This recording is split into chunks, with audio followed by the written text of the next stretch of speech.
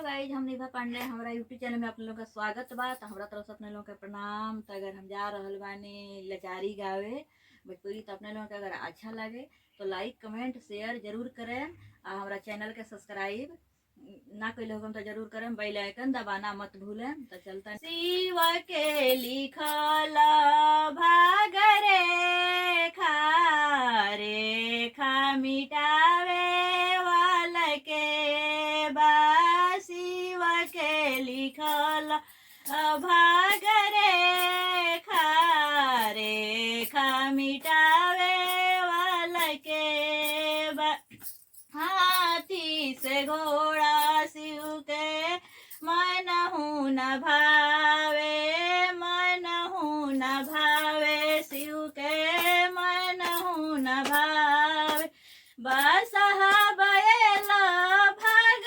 रेखा रेखा मिटावे वाला के गोठा मारी शिव के मनहु न भावे मनहु न भावे शिव के मनहु न भावे टूट ही मड़ैया भाग रेखा रेखा मिटावे वाला के शिव के लिखल भाग रेखा रेखा मिटावे वाला के लड्डू से पेड़ा शिव के मनऊ न भावे मनऊ न भावे शिव के मनहु न भांगिया धतूरा